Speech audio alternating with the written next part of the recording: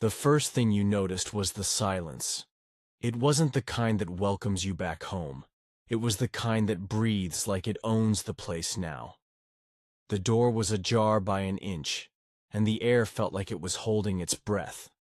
You stepped, in slow, still riding the aftershock of your legal win. The courtroom flashbulbs still burned into your vision. The case you'd been fighting for 18 months had ended in your favor, a ruling that gave you the leverage to reclaim your rightful place on the board. But the champagne you'd imagined was nowhere to be found.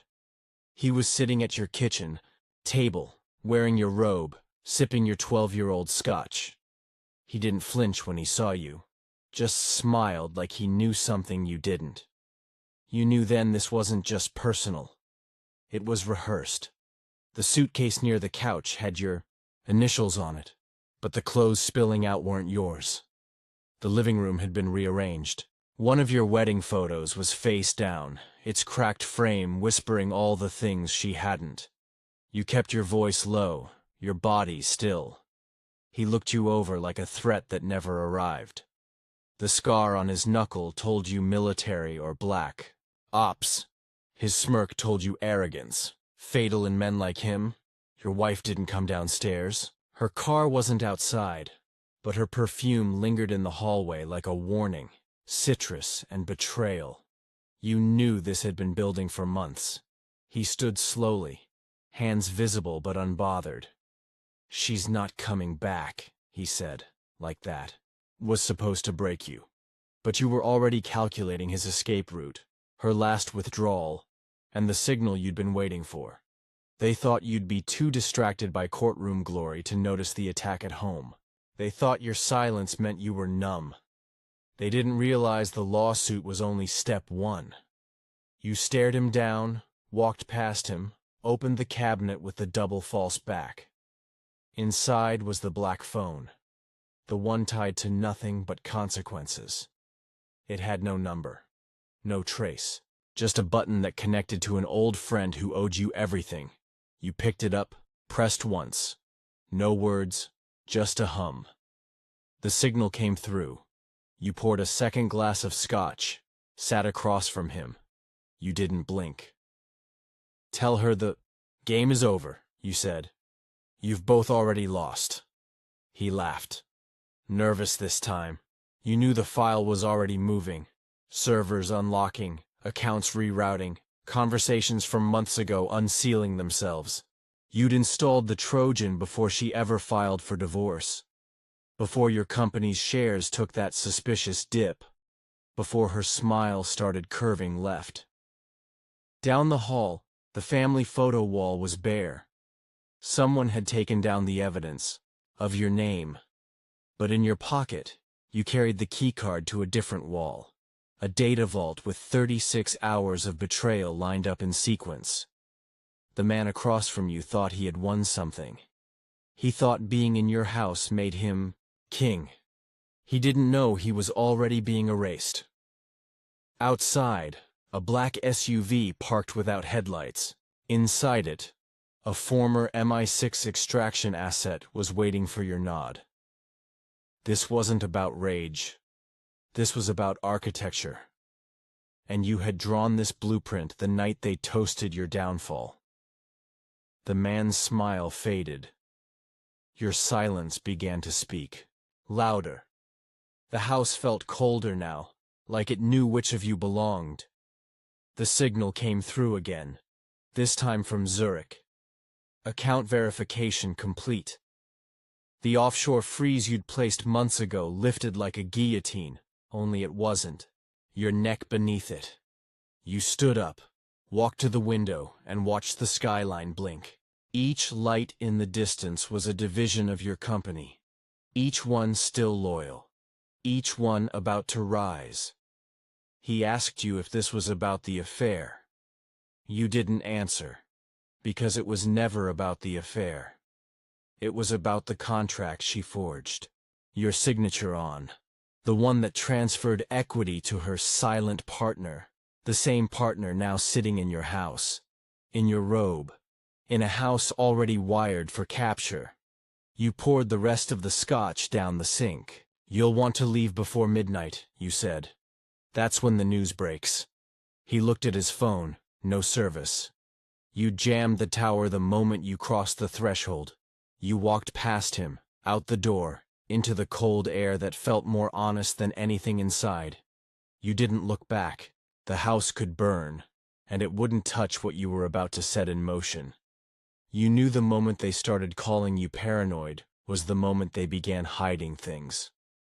You remembered the nights they laughed at your cameras, your backups, your insistence on offline storage. But you never installed surveillance for peace of mind. You installed it for moments like this.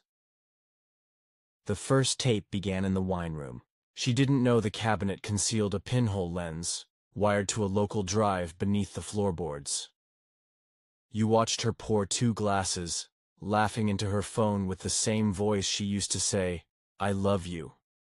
Your protégé entered the frame, collared shirt, subtle wristwatch, not quite trying to look innocent. He kissed her neck like he owned it. You paused the frame there.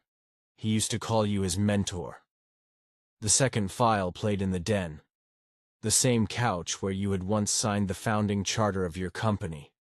Where your blood and vision built. An empire from nothing. They sat there discussing stock liquidation. Her hand slid over his thigh like it was part of the business deal. You played that part twice. Not for the pain. For the confirmation. She called you a liability.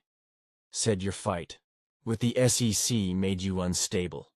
Said the board would follow her if she handled the optics. You knew now that her boyfriend was the optics. The third tape was the real weapon, the birthday toast. Everyone thought it was harmless, just a glass of wine, a few words. But the microphone built into the old grandfather clock captured everything. He'll never see it coming. Once the settlement goes through, we'll shift it offshore. His name off the patents, off the ledgers, clean slate. They thought low voices couldn't be recovered. They didn't know you kept the analog. Recorder buried in the antique housing. No network, no breach risk, just pure, cold truth. You uploaded the tapes to your personal vault, then to 3 ghost accounts, then to the 2 journalists who'd been circling your case for over a year. Hungry, cautious, waiting for evidence. To match the rumors, you encrypted everything under the project name, Glass Knife. A code only 2 people alive still understood. One of them owed you their freedom. The other, their life. The clock struck midnight. You poured yourself a black coffee, untouched by the world's noise. You knew the boyfriend had probably left by now, chasing whatever exit she promised, but she wouldn't be far behind. She always liked to clean her messes in person. The doorbell rang just as the 3rd journalist confirmed receipt. You opened the door with the same calm that once walked into a billion-dollar merger with no legal team. She stood there, wet from the rain, eyeliner smudged just enough to look accidental. "You don't understand," she said. "It's not what it looks like." You stepped aside and let her walk in, because every word was about to indict her. She moved fast, looking for the safe, for the files, for the edge she thought you still kept on paper. You let her panic. You let her touch your life one last time, like she still had ownership. She looked at you finally and said, "You didn't have to do this."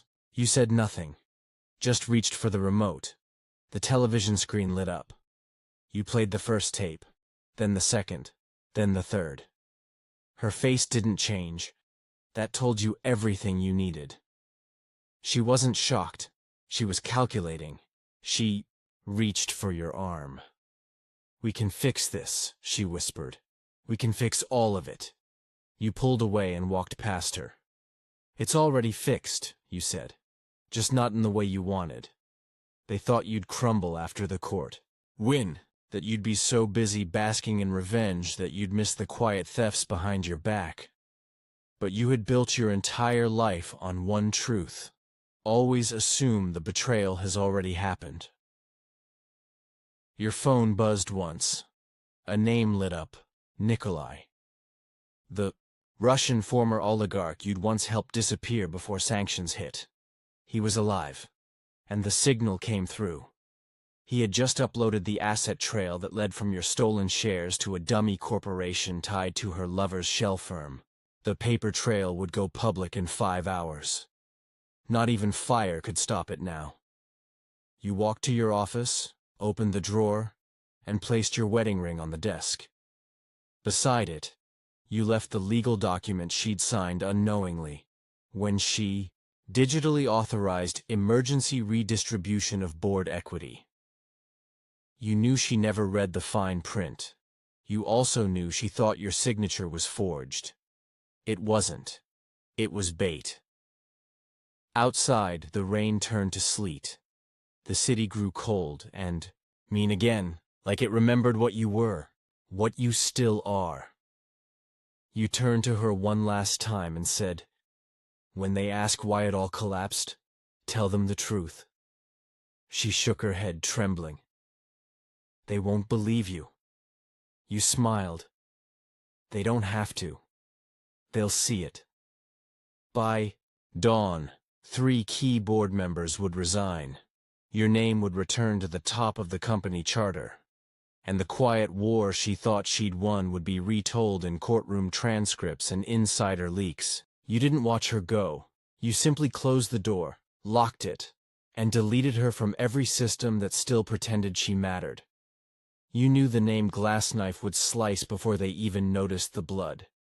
It wasn't just the evidence. It was the sequence, the timing, the choreography of collapse. Your hands moved like a conductor's, and the symphony you unleashed was scandal in slow motion.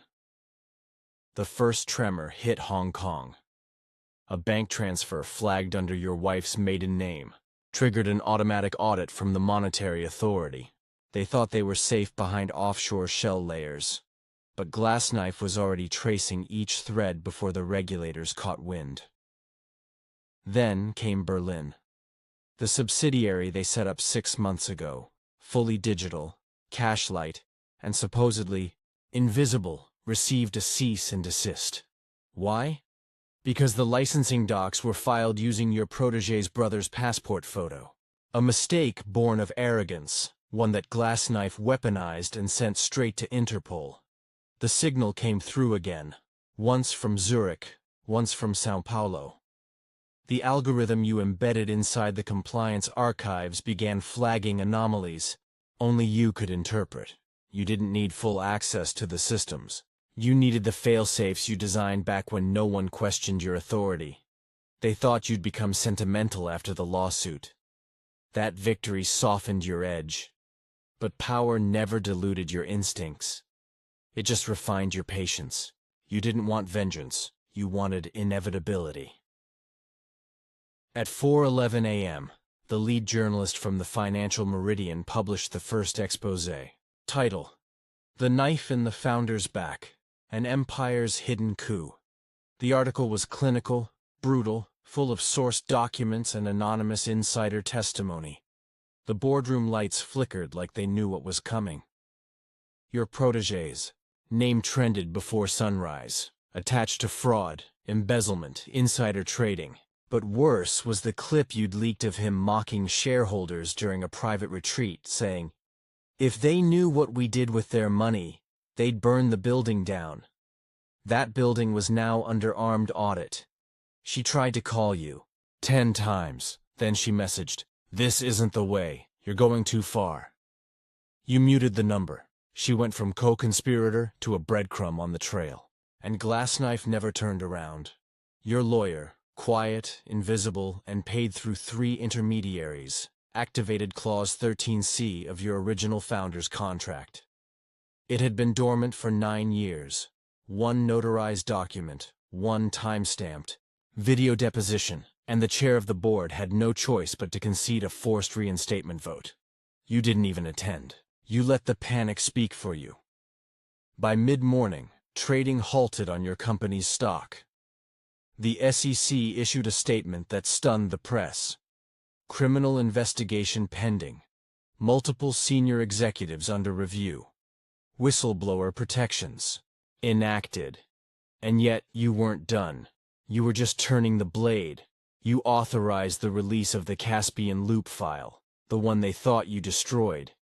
It detailed how 5 products were copied line for line from a shelved prototype you built 10 years ago. The product patents were invalid. The revenue from them retroactively illegal.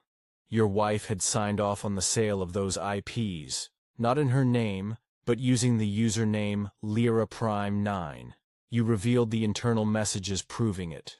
She couldn't deny the digital trail because the messages ended with, "Once he's out, we divide the rest." The quote ran on every major outlet by noon. Her face followed.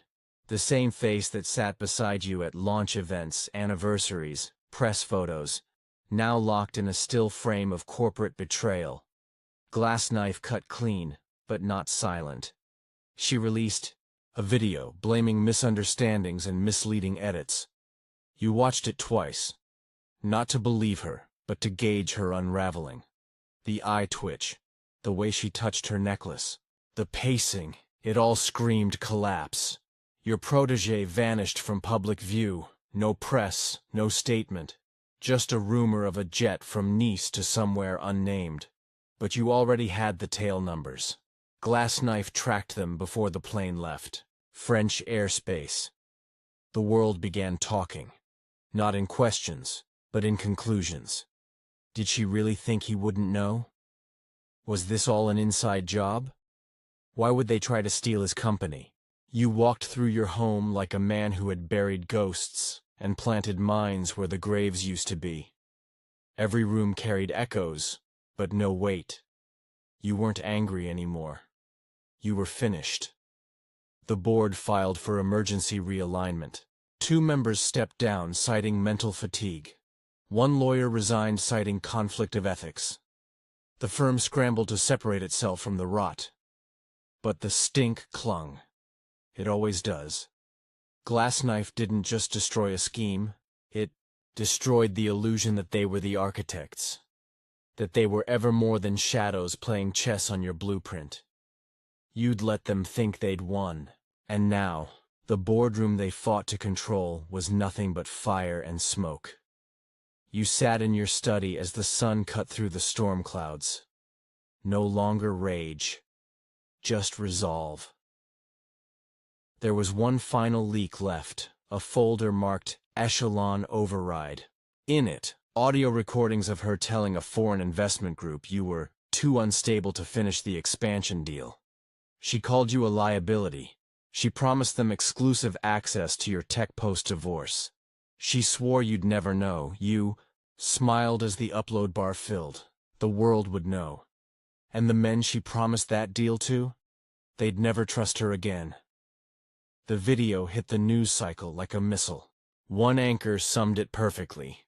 You don't steal from the storm and expect shelter. Your phone buzzed with a final encrypted message. 1 word. Done. You knew the moment the fallout went quiet that the real reckoning had begun. The boardroom was a tomb emptied of power, the empire a cage cracking under its own weight.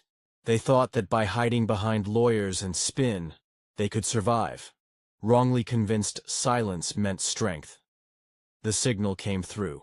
A low-frequency buzz only a few insiders heard on every encrypted channel you controlled. It was the sound of a network collapsing, of alliances fracturing under the pressure you unleashed. They scrambled, but the pieces were already falling too fast. Your wife's public appearances dwindled. Her PR team dissolved. A sudden wave of resignations amid whispers of internal sabotage. No one answered her calls. She was alone in a fortress built on sand. The cameras capturing her isolation like vultures circling a wounded beast. Your protégé wasn't lucky enough to disappear. A corporate raid in Dubai caught him off guard, freezing assets and confiscating devices. The board's attempt to cover for him was exposed in leaked emails, the admission of guilt too explicit to deny. The empire they built was crumbling. You, Watch the news unfold in real time. Every headline a nail in the coffin. Empire in freefall. Founders fight back. Betrayal caught on tape. The world saw what you always knew beneath the gloss and smiles. They thought they could outmaneuver you. They never imagined you'd play the long game with patience sharper than a scalpel. The audit was your trigger. The global exposure, your coup de grace. Late nights blurred with early mornings, as you coordinated with legal teams and media insiders operating under your ghost identity. Every leak was calculated, every revelation timed to maximize chaos and minimize recovery. The signal came through again. This time, it was a direct message on a secure channel. A video of your wife, alone in a penthouse, tears tracing paths down, a face once composed of lies. She whispered apologies, not to you, but to the empty room. The camera cut abruptly, as if someone, or something, had taken control. Her empire was silent now. No more whispers, no more schemes. Just the quiet unraveling of someone who lost everything because they believed silence was power. You walked through the wreckage of what was once your life, feeling neither victory nor vengeance. Only the cold clarity of justice served. The world saw the fall. You prepared for the rise. The empire they stole from you was yours again.